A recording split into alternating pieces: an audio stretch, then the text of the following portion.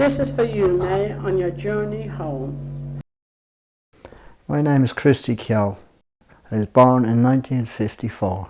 I was born in Ballyfermot. We lived there for a couple of months. And my mother she didn't like the area because she knew no one out in Ballyfermot. And she missed her sister who lived around in Haymarket in Smithfield. So after that, she went and we got a tenement house in Smithfield, just around the corner from Haymarket. And she was right beside her sister. Although the conditions in the tenements weren't great, she was happy to be close to her siblings. She used to live in Queen Street, which is just around the corner from Haymarket. She was born in Queen Street. Knockman in the chorus. I realize how much your eyes deceived me with tender love that I mistook for love. The place was falling down. There was rats everywhere. The place, and just beside us was Bailey's waste paper. And on the other side was Charlie Duffy's. And when I was only a little nipper, well, I think I was about 8 or 9, and I used to go in, I was a nipper, I used to go in and I used to get messages for him up in the shop and tidy around the yard and things like that. We had to move out of that because they closed them down. They were unfit for people. There was 32 people lived in it. It was three bedroom, and some nights you'd come out in the landing. We were on the first floor. You come out in the landing, you see the rats going up and down the stairs, and it was absolutely full of them. So they closed them all down. There was 32 people living in them. My granny then, she came from Pearsehouse. I think she was in Pearsehouse since 1932, which was the year of the Eucharistic Congress. My granny lived in number 5F. She lived there most of her life. And my cousins, they still live, some of them still live there in Pearsehouse. It's changed now an awful lot since the time we moved in. So take away the flowers that you gave me and send the kind that you remind me of. And then we got a house. They farmed us, that's all I can call it, farmed us out to Finglas. And there was a massive big area, Finglas was. And they built so many houses out there, so we got a house out there. And when we moved out there, we couldn't believe the difference. Like, we actually had a bath. In Smithfield, all we had was a little tin bath. Well, my dad walked away most of his life. He was on the B&I and the ferries. And my mum was a cleaner in the Dolphin Hotel. And we had, there was 4 boys and 3 girls. Work was very hard at the time, so you had to hold on to your job. And one day my mother, when she was scrubbing the steps outside the Dolphin Hotel, it's still there, the Dolphin. It's in the children's court, and she was scrubbing outside, and Brendan Bean was going to the hotel, and he said, "For Jesus' sake, woman, get up off your knees." And my mother turned around, she says, "Unfortunately I can't," she says, "I need this job." And he put his hand in his pocket and he took out a 10 bob note, which was an old 10 bob note, and he gave it to her. She couldn't believe it. She said, "Oh, no, no, no." He says, "Take it, woman, take it." And he gave her a 10 shilling note. And it was unbelievable. Like, that could have been a half a week's wages probably at the time, you know. Paper roses, paper roses, oh how sweet those roses seem to be.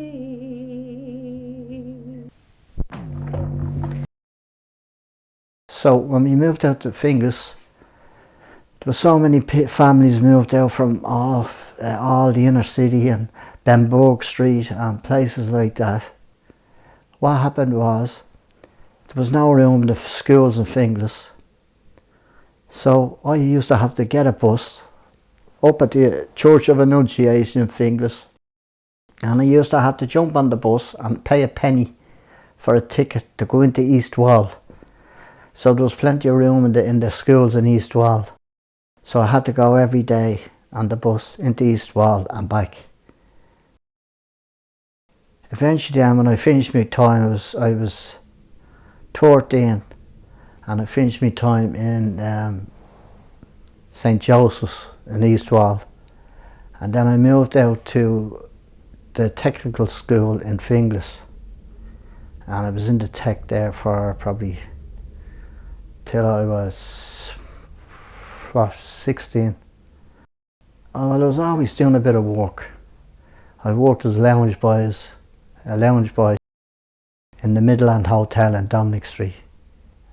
Different things I used to do around. I used to sell bundles of sticks and logs when I was in Finglas, and I used to go and collect turf for the old women, and they'd give you a few bob. You get the turf docket, and you have a pram, and you get three big bags of turf, and you bring them down. They give you probably 6pence for it. But their only imitation, like your imitation love for me.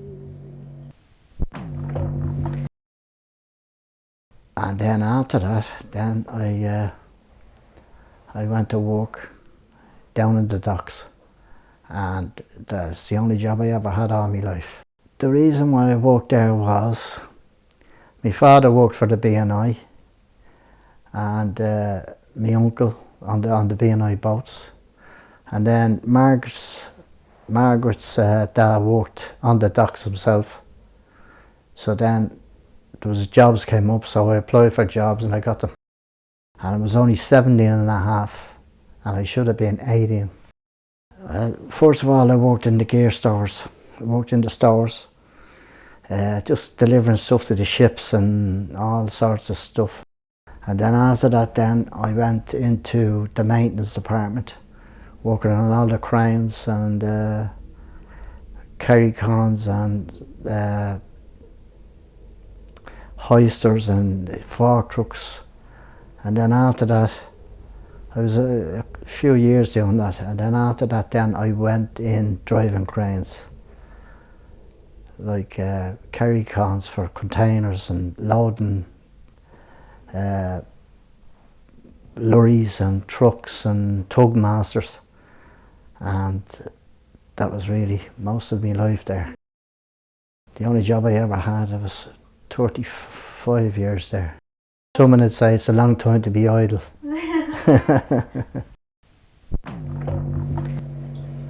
I thought that you would be a perfect lover. We got married first.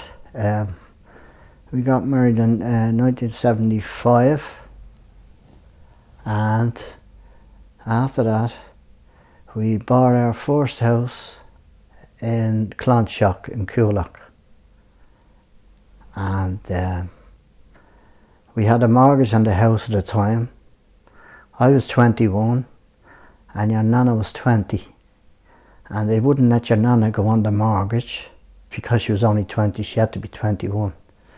So the house had to be just in my name. It was Priorswood first, then they changed the name to Clonshock.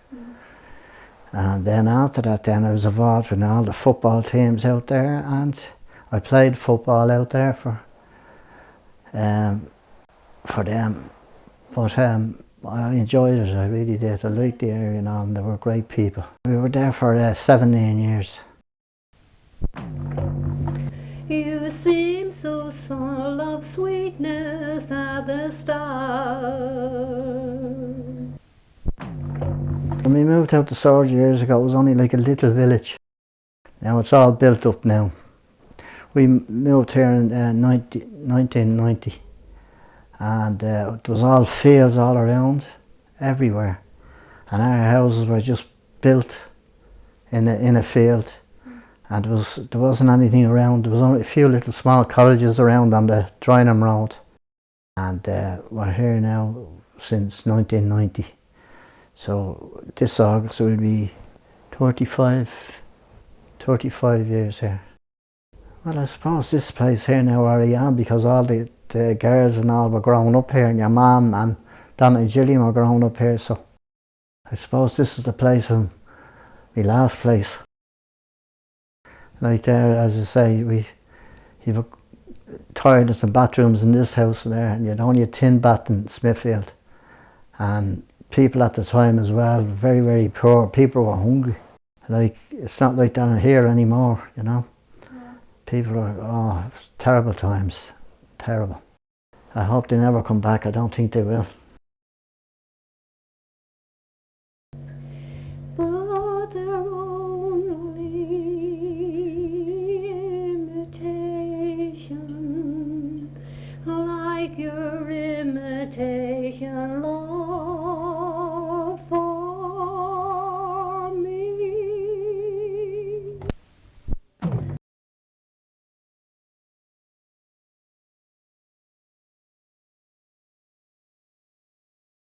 Okay, I'm Margaret Mary Mackey, and I was born in a tenement house. My granny lived on the top floor of the tenement house, and we lived on the next floor. My mum, my dad, and I had two brothers. Well, Mum had our first baby was 1948, and it was stillborn. And then after that, then she had, a year later, she had Tom, 1949, and then she had Shani in 1950. I came along in 1955, and I was born in the tenements. One day when we were young, one beautiful morning in May. It was 547 North Circular Road. It was the tenements. It's gone now. You could see Crow Park, and you could see all around the area. My granny lived on the top floor, and my granny still lived there until I was about probably 12 or 14. I used to come and stay with her all the time at the weekends, and she used to come out to us. She moved out to Bridgeford Street. I used to stay with her on Bridgeford Street for many years, and then eventually she moved back to Gardner Street, another tenement house, number 5 Gardner Street. And she was in the, as you come up the steps, there was a front parlour and a back parlour, they called it. She lived in the back parlour, and then there was down the stairs, there was other people, and there was the toilet was out that way out the back, and then there was so many people in all the flights up the stairs as well. Yeah, she lived there until she died. You told me you loved me when we were young one day. And I lived there for 55, and I was about a year old. And Mum got a place out in Finglas. And we moved to Finglas, Abbottstown Drive, in 55, 56, I presume, 1956, with 56, 57. We had a 3-bed house as well. Small rooms, but grand. Front garden, back garden, my mum loved flowers and all that, different things like that. And then I had 2 more brothers after me, and they were all born in Finglas at home. Unfortunately, I lost my brother when I was only 12. He had cancer, lung cancer. And he had it from the time he died at 17 and a half, and he probably was about 13 when he started. Complaining, he played football all the time, and they said he had a kick for a football, and that's what caused pleurisy.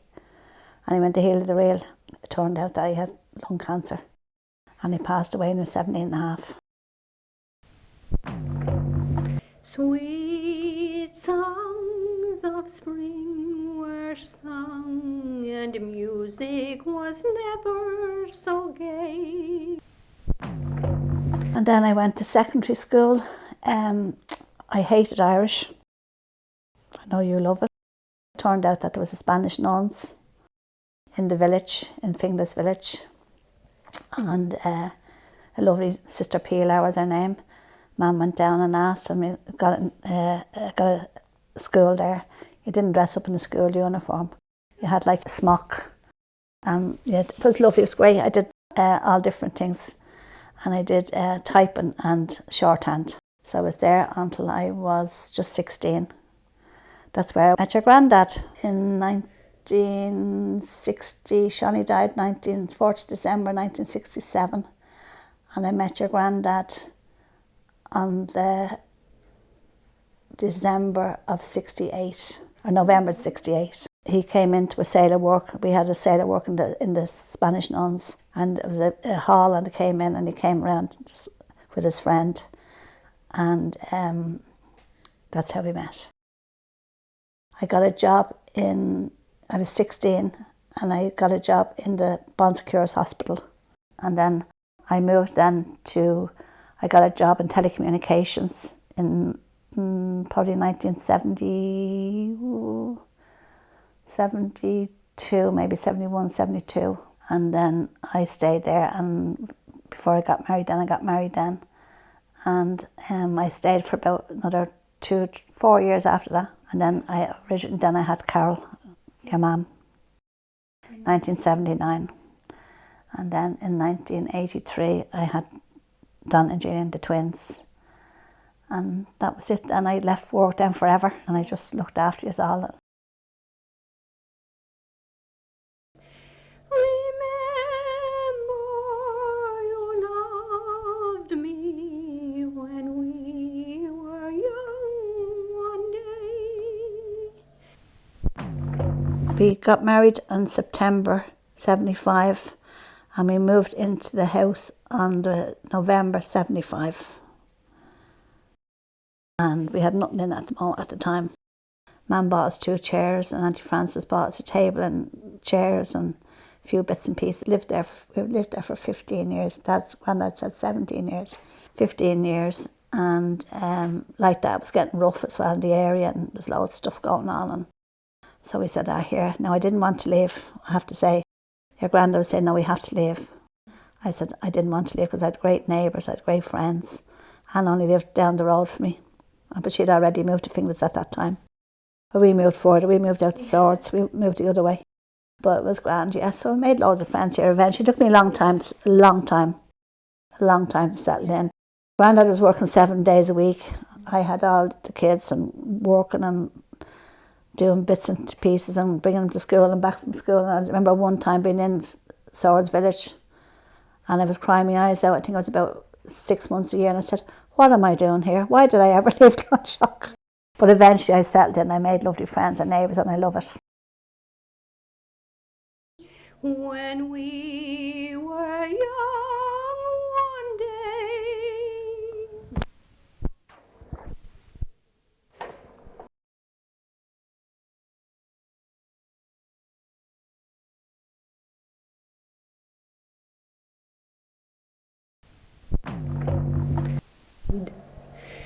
But come me back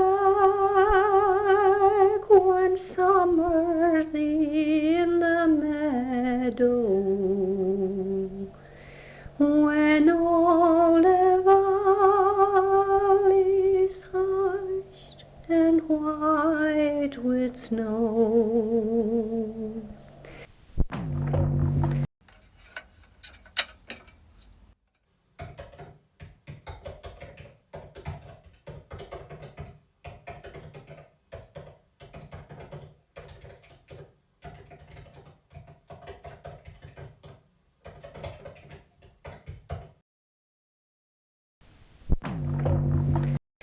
"'Tis I'll be there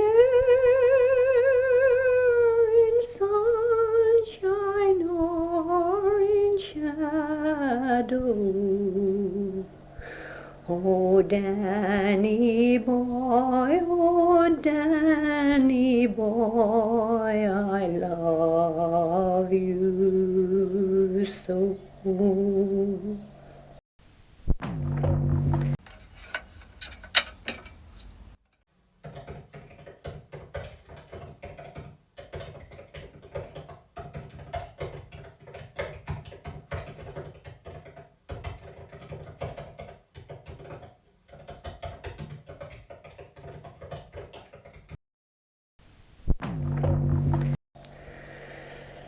And when you come and all the flowers are dying, and if I'm dead, as dead I may well be,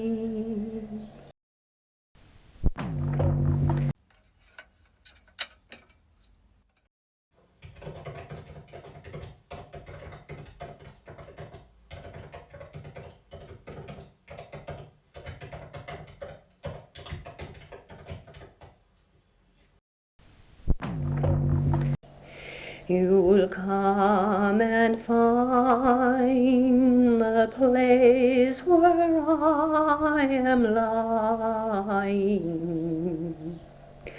and kneel and say an Ave there for me, and I shall hear your softly treads above me.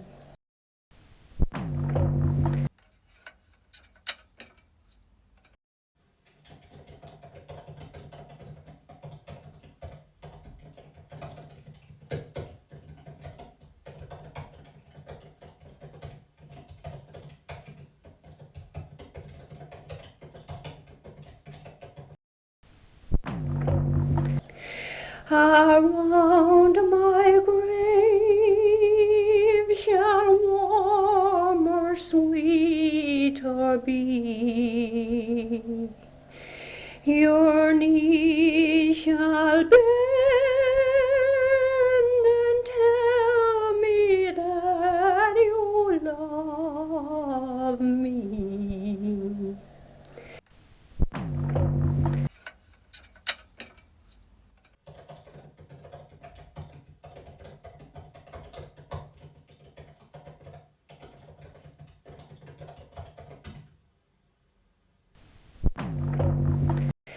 And I shall sleep in peace until you come to me.